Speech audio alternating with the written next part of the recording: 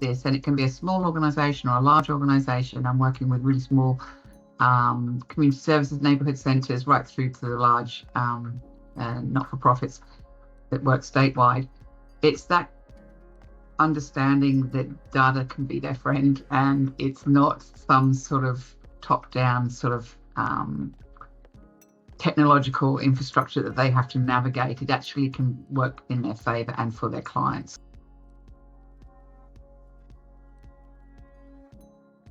And I work with a service.